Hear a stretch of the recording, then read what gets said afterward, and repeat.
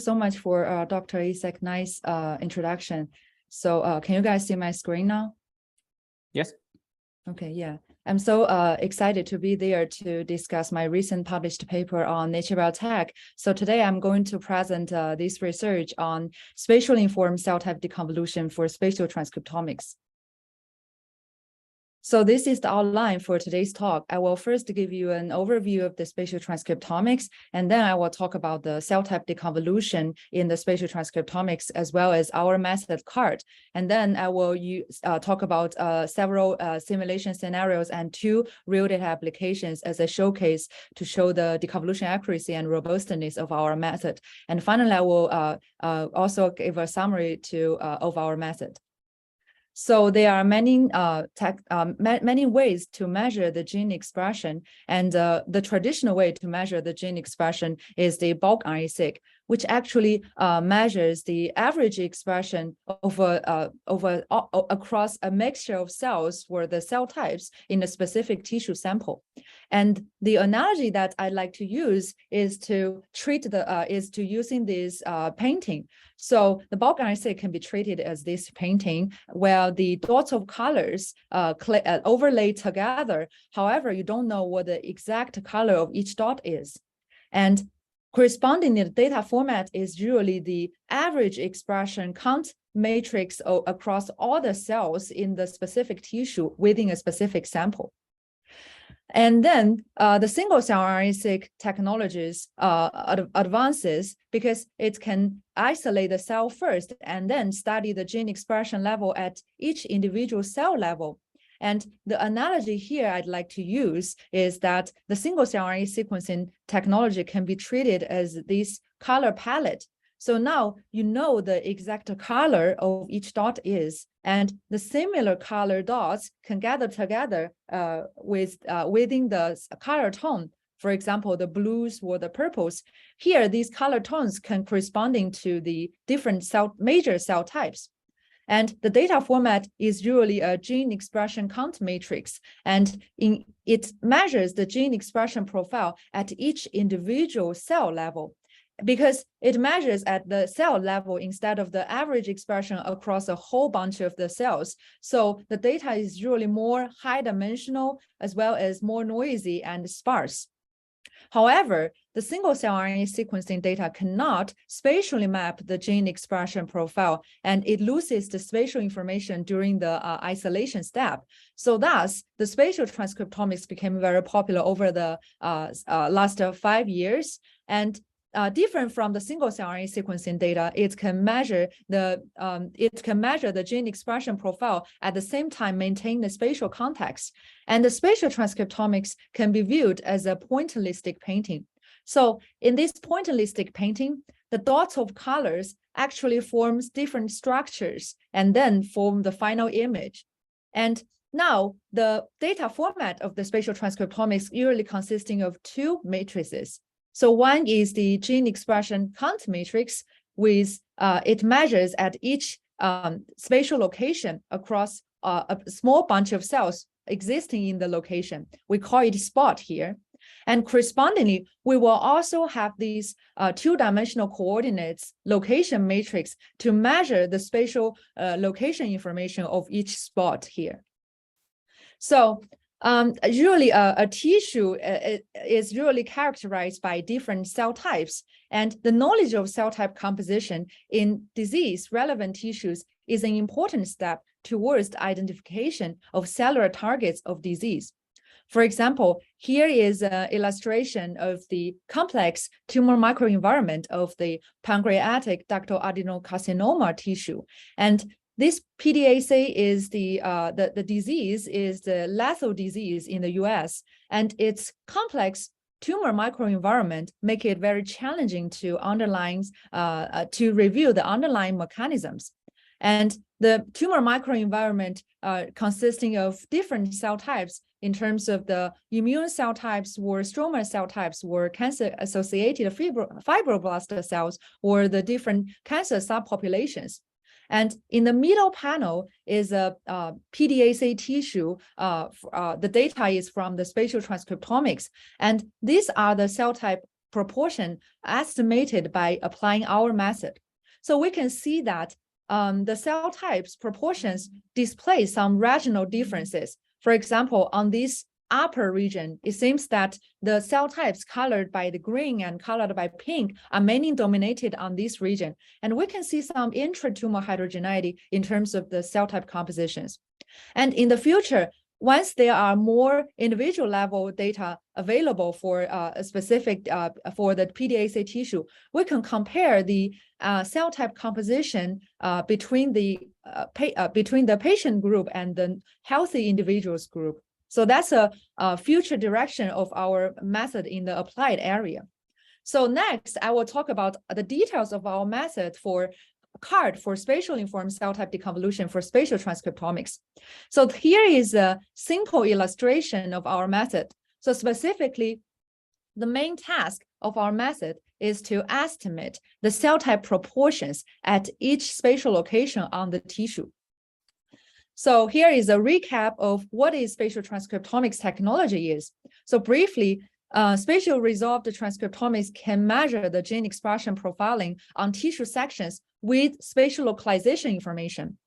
And there are multiple technologies available for these spatially resolved transcriptomic studies. And one of the most popular technology is the 10x Visium.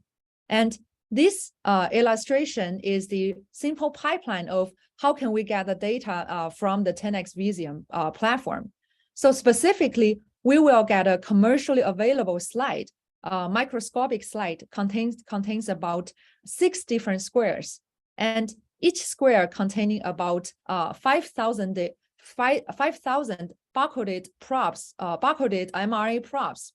And then we overlay our interested tissue, let's say the mouse olfactory bulb tissue on the square.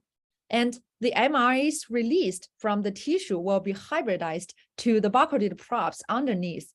So in this way, these props allows us to measure the gene expression at each spatial location underneath the tissue. And because the spatial location also contain the spatial barcode, so it will also enable us to get the spatial information, such as the 2-dimensional coordinates of the spatial location on this array. So at the end of the day, we will get 2 data matrices. One is the N by P gene expression count matrices, which measures the gene expression profile for N spatial locations. And another one correspondingly is the N by 2 location matrix, which measures the 2-dimensional coordinates. As I introduced at the beginning, there are several challenges in the spatial transcriptomics analysis, because for some technologies, for each spatial location, it actually measures a mixture of cell types. But this mixture of cell types, the number of cells is relatively smaller compared to the number of cells in the bulk RNA-seq sample. However, the cell type composition in each measured spatial location is still unknown. And we know the importance of estimation of the cell type composition, especially in the tumor tissue.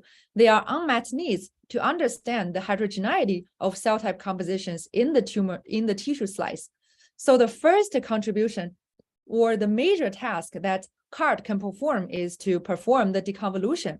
And the deconvolution means to estimate the cell type proportions at each spatial location. So specifically, at each spatial location, we will have these cell type proportion estimates. However, there are also other challenges in spatial transcriptomics analysis. Some technical challenges lead to insufficient spatial resolution. As I introduced for the 10x Visium technology platform, at each spatial location, it actually measures a mixture of cell types. It is not measured at the single cell resolution or the subcellular resolution, which might hinder the downstream analysis, such as the cell-cell interaction. So it's imperative to reconstruct the high resolution map based on the low resolution transcriptomics data. So this leads to the second contribution of our method, in which that CARD can also reconstruct a high resolution map based on this low resolution data. Indeed, there are several spatial transcriptomics actually faces the dilemma of knowing which the position of the transcripts and the position of the spatial location. However, it does not know what the cell types in this specific position. While the single cell RNA sequencing, there are a large amount of single cell RNA sequencing data publicly available, and it measures the gene expression at each individual cell level. So it will provide the cell type specific expression that can be used for the deconvolution of the spatial transcriptomics. So given this set of complementary strengths, the idea of combining them for the deconvolution of spatial transcriptomics is compelling. Indeed, there are several methods previously developed for the deconvolution of bulk RNA-seq, because for each bulk sample, it's also a mixture of gene expression. For example, the music, it utilizes the weighted non-active list squares method to borrow information from the single cell RNA sequencing as a reference to deconvolute the bulk RNA-seq. Ideally, such direction of this bulk deconvolution method should be doable on the spatial transcriptomics. However, the performance might be suboptimal because the number of cells in each spatial location is much smaller than the number of cells in a specific bulk sample. And the second is the sample size in terms of the number of spatial locations is usually much larger than the sample size in terms of number of the tissue samples in the bulk RNA-seq setting. So since 2020, there are several methods that was specifically developed for spatial transcriptomics data. For example, the RCTD, which was a method published on Nature Biotech, and it utilized a Poisson-based model and leveraged the mean gene expression profile mean cell type profile estimated from the from the single cell RNA sequencing reference data. However, all of these current previous methods, they have some limitations. So the first limitation is all these methods actually they ignore the rich spatial localization information. And the second one is all these listed deconvolution methods, they can only perform the major task of estimating the cell type proportions. However, they cannot reconstruct a refined spatial map that was not achieved at the resolution level by the original data. And the third limitation is all these previous methods I listed here, they all require a single cell RNA sequencing reference. However, in our card version, we also extend that into a reference-free version in the situation that we don't require a single cell RNA-seq reference anymore. And basically, the spatial information is very important for the analysis in the spatial transcriptomics setting, because the tissue is usually consisting of different tissue domains that were characterized by a specific cell type composition. Especially the cell types are segregated in the distant correlated fashion during their tissue development. Thus, the cell types that are similar cell types tend to co-localize together, thus leads to the result that the neighboring locations might contain more similar cell types than the distant locations. So this is the results showing that the cell type proportions within a range of nearest neighbors. We do see that this kind of cell type proportion in the ependymal cells, they seems to be decay according to the distance. So the nearest neighbors, they have a higher proportion in the ependymal cells, while the distant location, they have a smaller proportion of the ependymal cells, which indicates that incorporating the correlation structure in terms of the cell type composition is very important. And also, I like to use this analogy in this pointillistic painting. So we can see that the similar color dots locate nearly. They form for example, the green color dots form the trees, and it might, so it's similarly can be treated as the spatial transcriptomics that we have the similar patterns in the cell type compositions. So next, before I introduce more modeling details, I will first show you the overview pipeline of CARD. So CARD is actually a method for a conditional autoregressive based deconvolution method, which leverages the cell type specific information from the single cell RNA sequencing data as a reference to deconvolute the spatial transcriptomics data. And I will introduce more details about the reference-free version in a later slides. And the unique properties of CARD is that it models the spatial correlation structure among the in the cell type compositions among the locations weighted by their by the kernel constructed by their location information. And the output of CARD is actually the estimated cell type composition matrix. So here with each row represents the cell type proportion estimates for each spatial location or the spot. And after we got these cell type composition matrix, we can also jointly visualize them by this scatter pie plot. So specifically here, each small pie represents each row of the proportion vector. And we can see that this scatter pie plot shows some layered structure of these to reflect the true structure of these mouse olfactory bulb tissue. And as I said, the unique properties of CARD is that it can reconstruct the high resolution map. So to fulfill this, we first make some new grids on these original tissue data, and then we utilize the spatial correlation structure between the new graded locations and the original locations measured on this array to impute the cell type composition as well as the gene expression to reconstruct such high resolution map. And this high resolution map actually provide novel biological insight, especially it will reveal a more obvious pattern that was not revealed by the original spatial transcriptomics data at the low resolution due to some technical limitations. So next, I will talk more about the methodological details in the CARD model.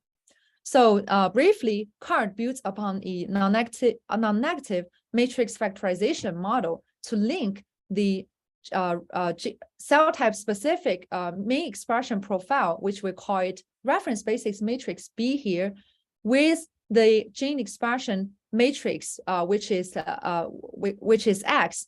So X here is the G by N gene expression matrix measured on the N spatial locations.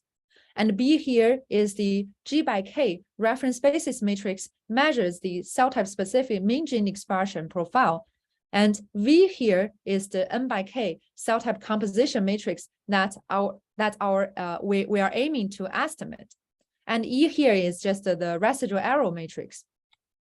And then to accommodate the spatial correlation structure in the cell type composition matrix V, I specify a conditional autoregressive CAR modeling assumption on each column of V.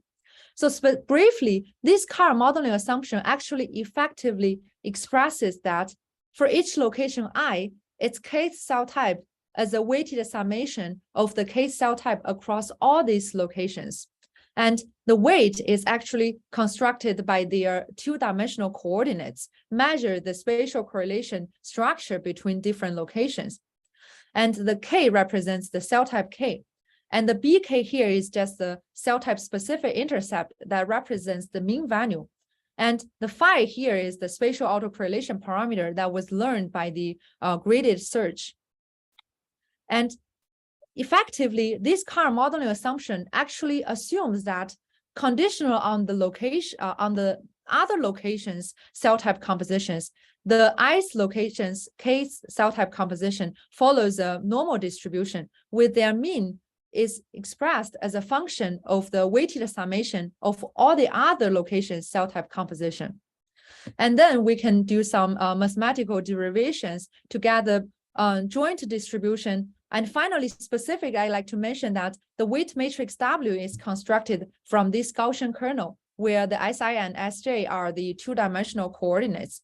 And this Gaussian kernel actually so the more location that's the more near these two locations, the higher weights are them. So the more information it will be provided by the neighboring locations' cell type compositions. And then I developed an constraint optimization algorithm in the maximum likelihood framework to estimate the cell type composition V. And specifically, this likelihood actually consists in three parts. One is the main non-active matrix factorization part, which characterize the reconstruction error between the X and the cell type composition matrix V and the reference matrix B. And another part is our prior assumption on the spatial correlations relationship between the cell type compositions across these locations. And the third part is the hyperparameter assumption. And then there are just some details. So basically the idea is I will iteratively update the cell type composition matrix at the same time constrained by the non-activity. So we follow the computationally faster multiplicative updating rules. And it will then we will iteratively update our main interested cell type composition matrix VK and also update all the other cell types. And then we will also iteratively updating all the other secondary parameters by their maximum likelihood estimates. So as I mentioned, we also need to construct the cell type, the reference basis matrix.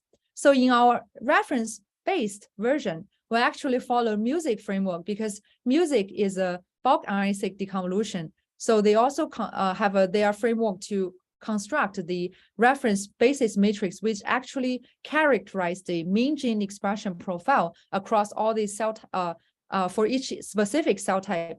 However, there are some times when there are no high quality single cell RNA sequencing reference data available. So in that situation, we also extend our method into a reference-free version.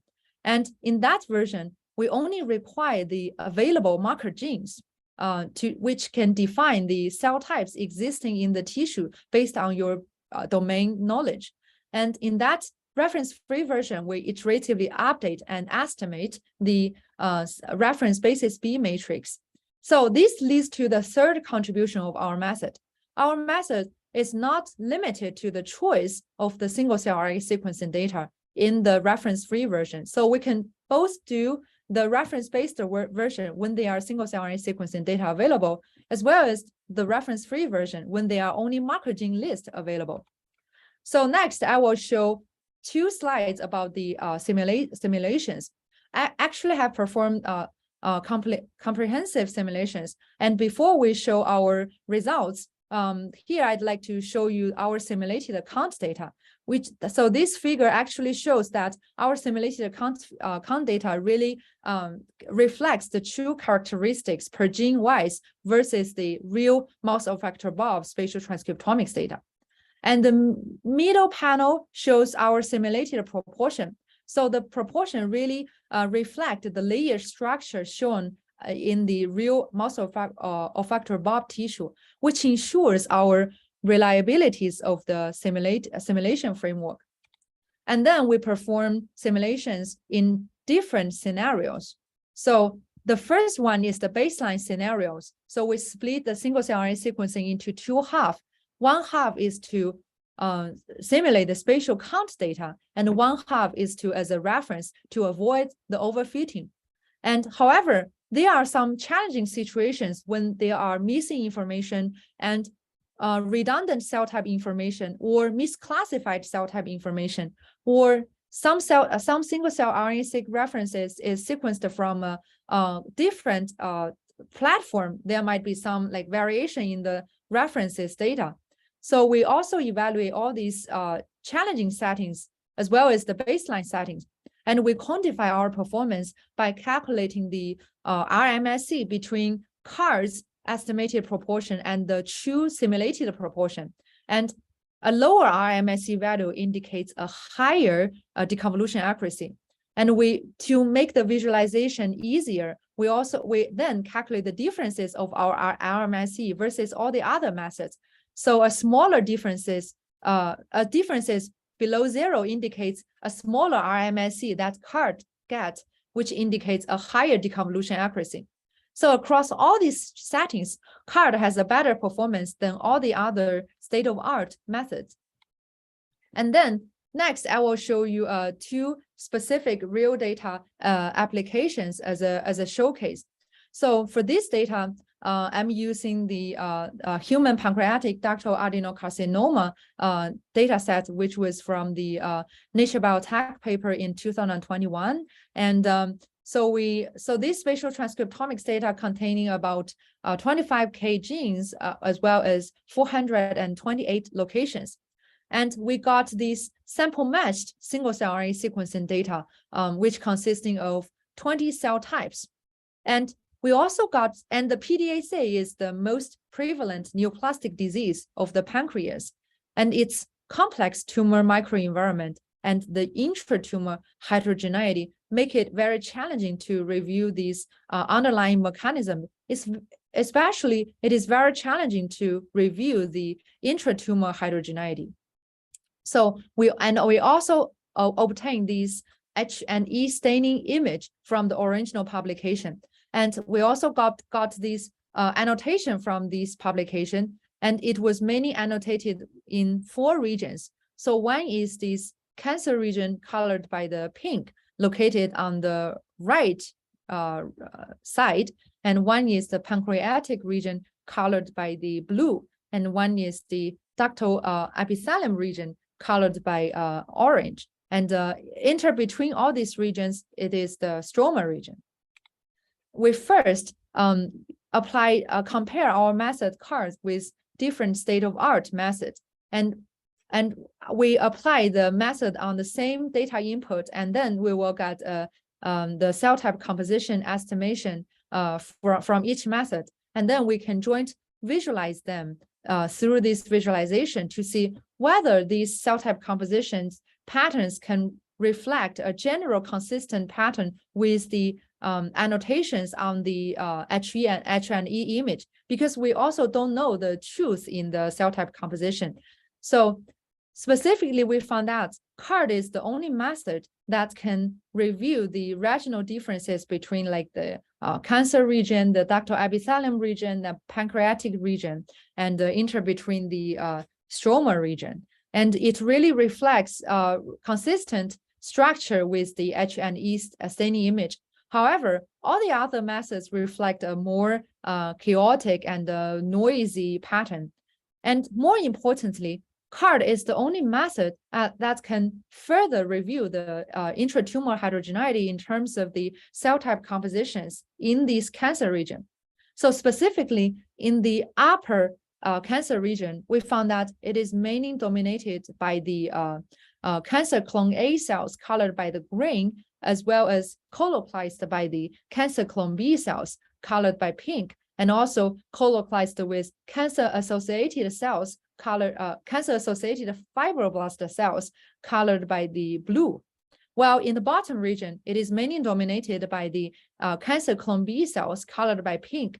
So this indicates that CARD is able to identify the intratumor heterogeneity within the cancer region.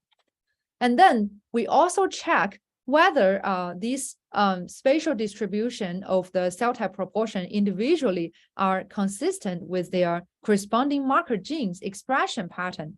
So the first panel displays the spatial distribution of the cell type proportions for these selected cell types that I shown here. And the second panel displays the gene expression pattern of these 3 important marker genes.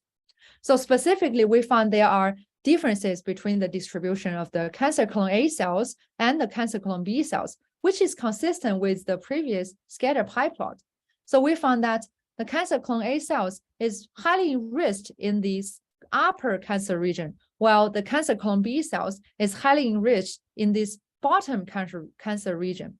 At the same time, the cancer-associated fibroblast cells is also highly enriched in this upper cancer region, colocalized with this cancer clone A cells. And importantly, we also find some relatively consistent patterns of the marker gene expression with the cell type distribution. So importantly, the S10084 is a very important prognostic marker for the early stage pancreatic cancer. And it was found in previous studies that it is high expression. Its high expression is associated with poor survival outcome. So its positive cancer clone B cells is highly enriched in the bottom region, might indicate that this bottom region is an early pancreatic adenocarcinoma region. And then I also performed some downstream analysis to check whether our cell type composition estimates can generate consistent conclusion with the previous pathologist annotation on the H&E image, as well as whether we can provide novel biological insights. So specifically here, I performed the Wilcoxon rank sum test to test the differences of the cell type proportions in the pathologist annotated cancer region versus the non-cancer region. So besides the high enrichment we identified here in these two cancer clone subpopulations in the cancer region, we also find that CARD is the only method that can distinguish these two macrophage subpopulations, so which is macrophage A and macrophage B.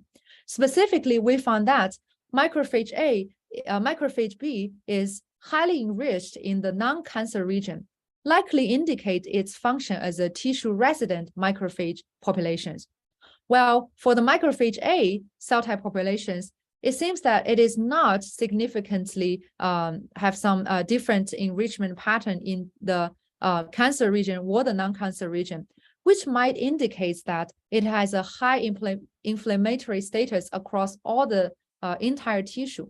So all these results actually indicates that CARD is able to identify the cancer regional compartmentalization within this PDAC tissue. And as I mentioned, because this is a real data, we don't have the underground choose for the true cell type proportions. Instead, we quantify our results compared with all the other reference-based deconvolution methods to compare whether it has a higher consistent mean cell type correlation pattern between the sample matched single cell RNA sequencing data and the spatial transcriptomics data. Ideally, it should have a high correlation because they are from they are sample matched, and we found that such correlation is much higher in CARD estimated cell type composition versus all the other deconvolution methods. And then I will talk about the second contribution of our method, which is our method can also reconstruct a high resolution map based on this low resolution data. So this is the results of the reconstruction or the prediction of the cell type composition on these new unobserved locations. So specifically, the first row displays the cell type proportion estimates on the original resolution level data. And the second row displays the cell type composition as a prediction on the high resolution on the new graded locations. And we can see that on the high resolution map, it reveals a more obvious pattern specifically enriched in the bottom region, which is expected, consistent with their marker gene patterns. Consistently, the high resolution map of the gene expression on these new unobserved locations also reveals a more stronger pattern to reflect the regional differences and the intratumor heterogeneity on this PDAC tissue. And then I will briefly talk about for like a couple of slides about our CARD application on these high dimensional and high resolution spatial transcriptomics data. As previous PDAC cancer data is actually from the spatial transcriptomic technology, which is still a low resolution. But this one, the mouse hippocampus data is sequenced from the slide-seq version 2 technology, which is actually a high resolution data. So specifically on each location, it contains about a small number of cells, within the range of 1 to 3 cells. So it's a high resolution. And for this data, it contains about 23K genes and 53K locations. So the computational challenging here is also huge. And for the single cell RNA sequencing reference data, we just obtain it from the single cell portal from the Broad Institute, and it contains about 17 cell types. So this is the results showing the cell type proportions estimated by CART. So specifically because this is a high resolution data and it contains many 53K cell spatial locations, so it might not be that good to visualize them into the pie plot. And instead, because it's a high resolution data, so each dot might be dominated by one cell type. So we just visualize the dominant cell types, and we can see that this card can review this kind of the shaped structure of the hippocampus region, like the CA1 or CA3 and the dentous gyrus region. And also we can find them ependymal cells located in this region. And in this data, we quantify our method's performance with these state-of-art methods by comparing the marker genes expression in the corresponding in the corresponding region that was dominated by the correct cell types. For example, the WFS1 is the marker gene for the CA3 region, and then we will calculate its mean gene expression of the WFS1 in the position in the spatial location that was dominated by the CA3 cell types. So ideally, we expect if a deconvolution method that can infer the cell type composition more accurately, it will also show the marker gene expression has a higher expression in the specific spatial locations that was dominated by these corresponding cell types. So consistent with our visualization results, we found that such marker gene expression is much higher than all the other methods, which again indicates the deconvolution accuracy of our method. And then I'd like to show you this one extension of our method into a reference-free framework. So the advantages of the reference-free framework is that it does not require the single-cell RNA sequencing reference data anymore, and it is not limited to the number of cell types predefined or annotated in these single-cell RNA sequencing reference data. However, there are also some limitations because this only requires the list of marker genes, and it requires less information. So the performance is generally comparable with the reference-based version. However, it cannot indicate the heterogeneity within this tumor region. And more importantly, and maybe more challenging, is the post-analysis of how to annotating these reference-free labels. That might be another challenging, especially when there are multiple cell types correlate together. It might be very difficult to annotate them or differentiate them. Excuse me, Ying. Actually, we have one question in the Q&A. I think that's maybe something related to what you are presenting right now. Do you want to answer the question right now, or you want to save the question at the end? Yeah, I can answer. Yeah. Yeah. So for the Okay. Yeah. I can read the question. So this question from Ashish Jain. So for the reference-free deconvolution analysis, how do you actually detect the number of cells in the spot? Yeah, that's a great question. So for the reference-free version, we actually we iteratively updated the B matrix and the V matrix, and because we are aiming at estimate the cell type proportion in the V matrix, so it does not require us to detect the number of cells, because in the final step we will have to normalize the cell type V matrix by the row summation. So the number of cells, the total number of cells in each spot is not necessary to infer this kind of cell type proportion estimates. Yeah. Great. But that one is really a good question if we can incorporate this or incorporate this into another like a matrix to estimate the cell type number of cells, but that might not helpful to infer the cell type information because there are no prior image about this number of cells, prior knowledge about number of cells. Yeah, thank you for your question. Okay. Yeah, then I will just continue. Yeah. So as I mentioned that they are at each spatial location, the resolution level is not at the single cell resolution. Even we can reconstruct the high resolution level by making some new grids, but it might still does not represent the true single cell at each spatial location. So in this way, we also extend our card into a single cell mapping application. So these are these. However, the challenging is that we don't know the exact position of the single cell at each spot. So instead, we randomly sample the spatial. We randomly sample the spatial coordinates within this radius of the spot based on, and the number of the cells sampled. The position of the cell sample depends on the input of the user based on your prior knowledge of how many cells you believe in this spatial location. And this is the simulation that we compare our mapped position, manually mapped position, and the true position in the SIGFISH plus data, and we can see that it's really it's very like similar, besides some kind of the differences showing here. And then we can also infer the true single cell RNA-seq reference expression within each spatial location. And this figure shows the cell type annotation for each single cells in the specific spot. However, this is the application of this mouse fracture Bob at the low resolution level. And we can see that in general, it can show some layer structure, but it's still, the limitation of this application is that it's still very challenging to infer the exact position of each single cell.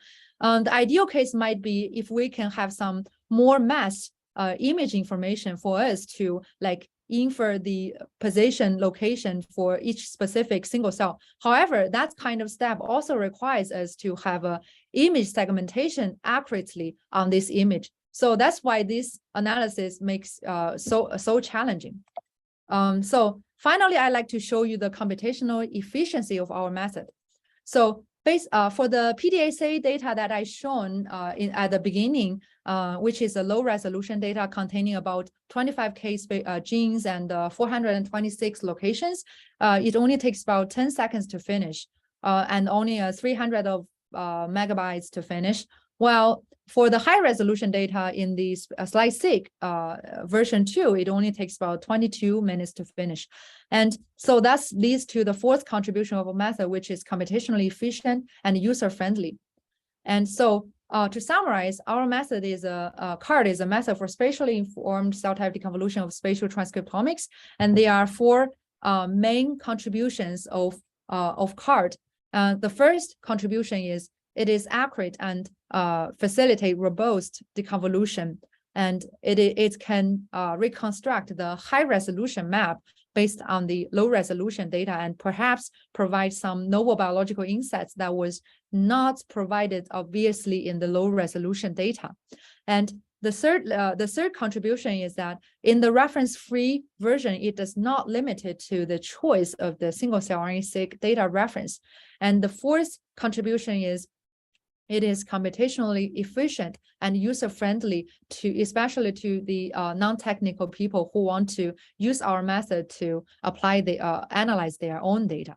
And the CARD software package is currently available at my GitHub website, and the manuscript was published on the Nature Biotech this year.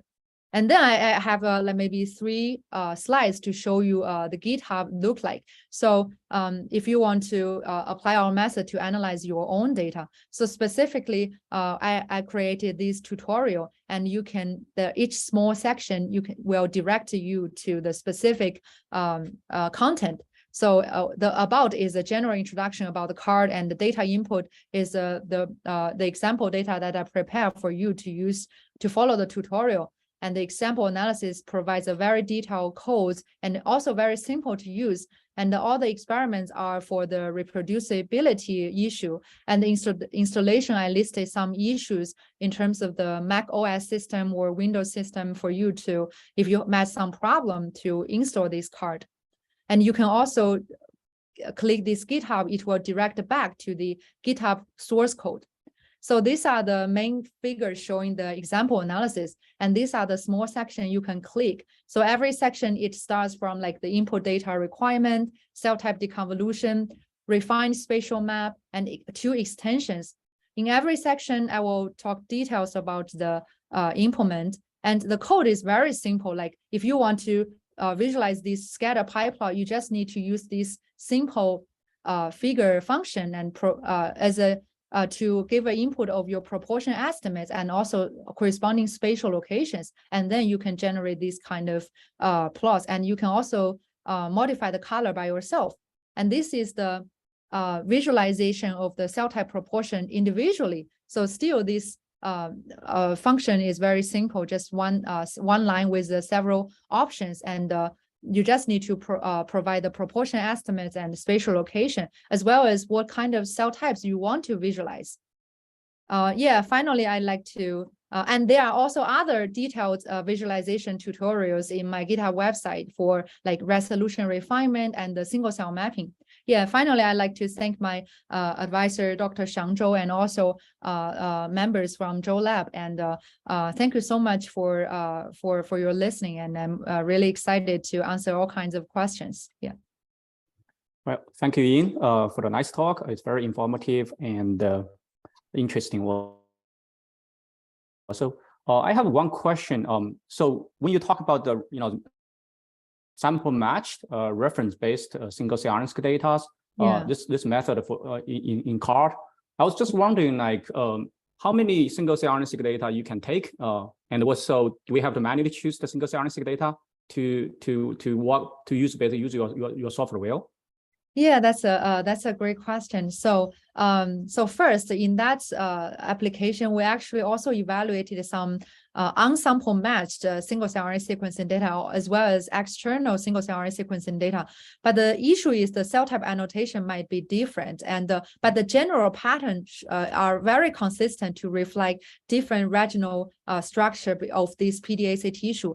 And in terms of your question about how many single cells that we can choose, so in this framework, it's actually we can only use one single cell RNA sequencing data to construct the B references matrix. But if we can also incorporate multiple single cell RNA sequencing data to predefine this B reference data matrix, but that will not account for the relationship or the weights between the multiple references. So I'm currently working on the multiple references framework to introduce a weighted combination of single cell RNA sequencing references. But we also explore something that in some evaluation, we found that the sample matched references do account higher weights than other external or unsample matched references. Yeah, which is expected. Yeah. Great. All right. Do you have any other question? If you have question, please just either say raise your hand and we can unmute you, or just type your question in the Q&A. Okay, we have maybe Viju, you have a question. Yeah, thanks, Ying Ma, for that nice presentation. I have two related questions, again related to the reference, user reference. So in your paper, you have mentioned about using multiple references, right? And yeah, in the discussion session, yeah, that's some currently extended word, yeah. Yeah, so in case, I mean, this is depending on like how good the reference annotation is, right?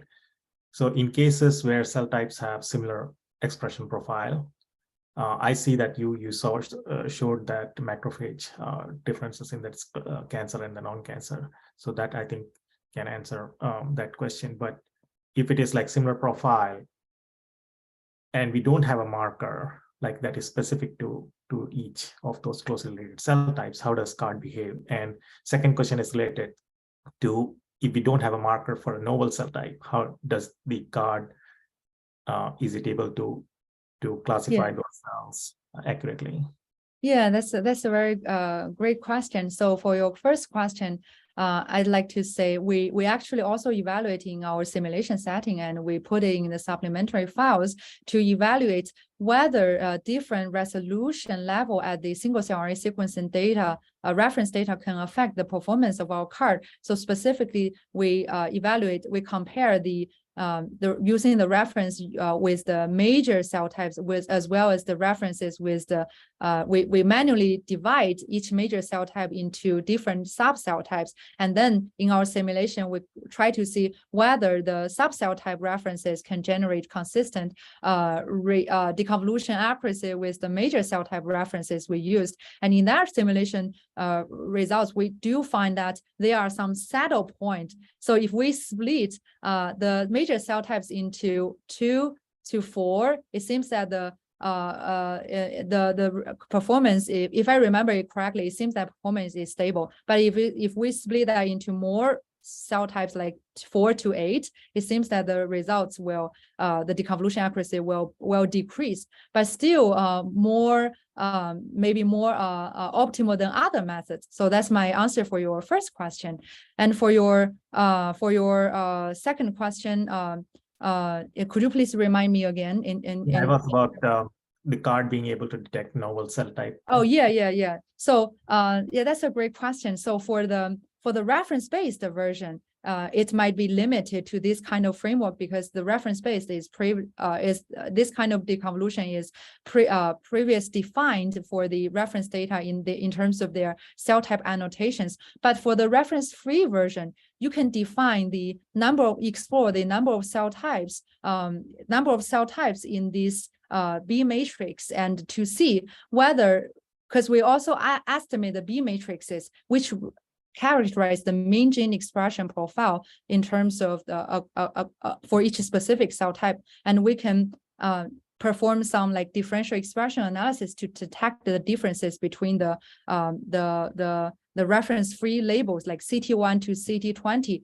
to see whether there are differences, or also find some novel genes to annotate that's kind of the novel cell types.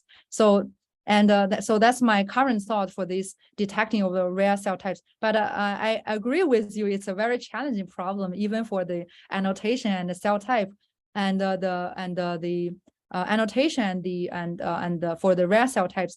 And maybe we can also borrow other mature tools. For example, there are some methods for working on the single cell RNA-seq annotation. It might be helpful to also re-annotate the single cell RNA sequencing data to see if we can find some rare cell types. Yeah.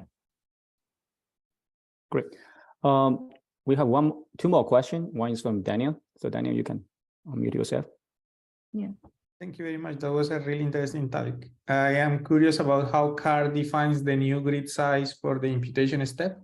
Do you take into account the fact that the cells within the same tissue often have different sizes? Yeah, so for that high resolution map, we provide the option for the user. So the user will depends on the grid size or the number of the grids on this tissue. And maybe another related answer is for the single cell mapping, because I mentioned that there are differences between the single cell mapping and the high resolution refinement. For that one, we also provide the option for the users to input the number of cells within each spatial locations. So I like to say it really depends on the pre-domain knowledge of the user, because it's very challenging to infer like the cell size just based on the transcriptomic data. But it might be worth to look at the image data to see whether we can infer that kind of cell morphology information. Yeah. Thank you. Thank you for your question. Great. I saw someone actually raised hand, and then okay, Ashish, I have another question. Okay, Ashish, you can unmute yourself. Oh yeah. So yeah, I do have a question on the rare cell type. So basically, when you said like we can define the number of cell types, so do we have to do that, or the CAR tool will actually going to do us and tell us the number of new cell types in the spatial spot? Yeah, that's a great question. CAR cannot currently at this stage cannot infer the number of the new cell types in that stage. So for the reference-free version, the number of cell types existing in the reference-free version is also depends on the number of the marker genes defined for specific cell types. And in that version, that we can perform some post analysis to define the new cell types. Yeah. Okay, thank you. Thank you so much for your question. Yeah. All right. Any other question? If not, thank you so much, everyone.